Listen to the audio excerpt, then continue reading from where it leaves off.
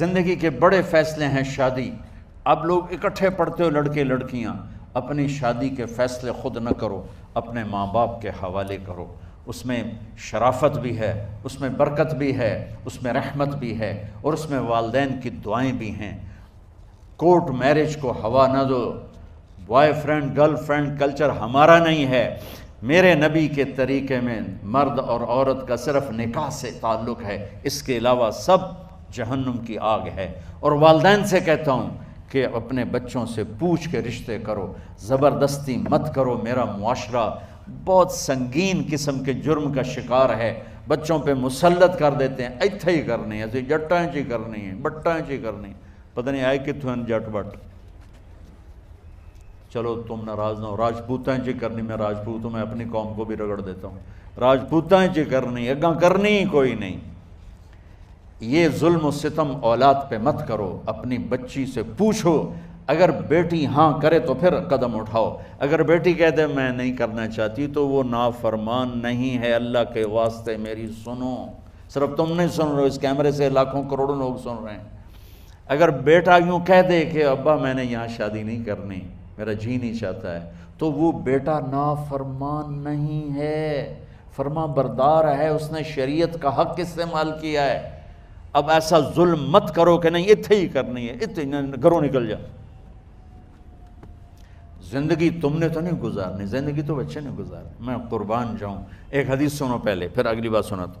ما تزوجت وما زوجت الا بوحی من السماء نزل به جبریل. لوگو سنو، میں نے جہاں شادی کی، میں نے جہاں بیٹی کی شادی کی، پہلے آسمان سے جبریل فرشتہ اللہ کا حکم لے کر آیا، پھر میں نے قدم اٹھایا. سمجھ گئے میری یہ بات؟ سمجھ گئے سارے؟ اب اگلی سنو. حضرت علی فاطمہ کا رشتہ لینے آ گئے، اور جبریل ان سے پہلے آ گئے کہ یا رسول اللہ فاطمہ علی کے لیے ہے.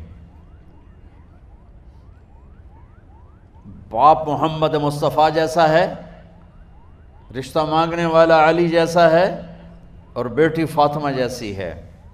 اور آپ پوچھتے ہیں علی کیسے آئے؟ وہ شرم کی وجہ سے کچھ کہہ نہ سکے، چپ. آپ کو تو پتہ تھا. آپ نے فرمایا فاطمہ کے رشتے کے لیے آئے ہو؟ کہا جی. تو جبریل تنال بیٹھا ہوا ہے کہ یا رسول اللہ اتھے ہی کرنا ہے. آپ نے ہاں نہیں کی، آپ نے کہا انشاءاللہ، اور یہ کہہ کر اٹھ گئے. انشاءاللہ نبی کا ہاں ہی ہوتا ہے. لیکن جبریل کے آنے کے باوجود اور اللہ کے کہنے کے باوجود میرے نبی کو بھی پتہ ہے کہ یہ رشتہ یہاں کاتب تقدیر نے لکھ دیا ہے، لیکن امت کو سبق سکھانے کے لیے آپ گھر تشریف لے گئے. بیٹی فاطمہ کہ جی یا رسول اللہ. کہا علی کا رشتہ آیا ہے، میں ہاں کر دوں؟ سبحان اللہ. میں اپنے دیہاتی بچیوں پہ مجھے رونا آ گیا کہ جنہیں پتہ ہی نہیں ہوتا سانو کہیں نال بندے پہ جانور ہے یا انسان ہے. علی جیسا داماد، چلو علی کو چھوڑو، فاطمہ کو چھوڑو، جبریل آیا بیٹھا ہے، جبریل آیا بیٹھا ہے. اس کے بعد فاطمہ سے پوچھنے کی کیا بات؟ جبریل آ کر کہہ رہا یا رسول اللہ، اللہ کہہ رہا فاطمہ علی کے لیے ہے اور علی فاطمہ کے لیے ہے، اور پھر آپ کہتے ہیں بیٹی فاطمہ ہاں کر دو.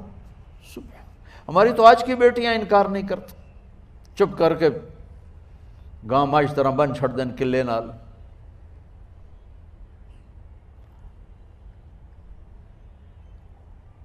کوئی ان کے اندر کے جذبات کو سننے والا کوئی نہیں ہوتا. اپنی انانیت پر یہ فیصلے کرتے ہیں، اور میرا نبی کہہ رہا بیٹی ہاں کر دو. سبحان اللہ. آپ کا کیا خیال ہے فاطمہ نے انکار کرنا تھا؟ یہ بیٹیاں نہیں انکار کرتی تو فاطمہ نے کہاں کرنا تھا؟ لیکن یہ سبق دینا تھا ان والدین کو جو نادانی میں نادانی کے فیصلے کر کے اولاد کو ہمیشہ ایک ٹھنڈی آگ میں دھکا دے دیتے ہیں. حضرت فاطمہ رضی اللہ تعالیٰ عنہا نے جب ہاں کی پھر آپ باہر نکلے. اچھا مزے کا واقعہ ہو، حضرت علی اٹھ کے باہر نکلے تو صحابہ باہر کھڑے انتظار کر رہے تھے کہ کیا ہوا. حضرت علی کو بھیجنے والے تھے عبد الرحمن بن عوف. پہلے ابو بکر گئے تو آپ نے انکار کر دیا، عمر گئے رشتہ مانگا، آپ نے انکار کر دیا۔ عبد الرحمن بن عوف نے علی سے کہا آپ جائیں، آپ کا رشتہ رد نہیں ہوگا۔ کہنے لگے میرا تو ذاتی گھر بھی کوئی نہیں، مجھے کہاں سے رشتہ ملے گا، میں تو بالکل غریب ہوں۔ کہا نہیں تم جاؤ۔ تو واپس آتے انہوں نے عبد الرحمن بن عوف پہ چڑھائی کر دی، ویکھیا ہے نا تو مینوں گلے آئی، انکار ہو گیا۔ تو صحابہ نے پوچھا کیا ہوا؟ کہا کچھ کہا ہی نہیں، چپ کر کے اٹھ گئے۔ تو عبد الرحمن بن عوف کہنے لگے کچھ بولے صحیح، کہ بس اتنا کہا انشاءاللہ، کہا تو مبارک ہو، نبی کا انشاءاللہ ہاں ہوتا ہے۔ کہا اچھا، تو اتنے میں آپ باہر تشریف لے۔ کہا علی، کہا جی، کہا لو بلاؤ، لوگوں کو بلاؤ۔ ساری مسجد بھر گئی، آپ کے ساری مسجد فل ہو گئی۔ آپ ممبر پہ کھڑے ہوئے علی کو سامنے بٹھایا، کہا لوگو یہ جبریل میرے پاس اللہ کا پیغام لائے ہیں کہ میں فاطمہ بنت محمد کا نکاح علی بن ابی طالب کے ساتھ کر دوں۔ پھر آپ نے خطبہ پڑھا اور کہا کہ علی، ہائے ہائے ہائے، میں نے فاطمہ بنت محمد کو 400 درہم مہر کے عوض تیرے نکاح میں دیا، تو نے قبول کیا؟ حضرت علی نے زور سے نعرہ لگایا میں نے قبول کیا، اور سجدے میں چلے گئے، اللہ کا شکر کا سجدہ ادا کیا۔ پھر میرے نبی نے وہیں سارے مجمع کو شہد کا شربت پلایا اور تازہ کھجوریں کھلائیں۔ اور پھر جب رخصتی ہوئی تو آپ نے حضرت علی سے فرمایا کہ آپ آ کے لے جاؤ۔ پھر آپ نے حضرت ام سلمہ، حضرت حفصہ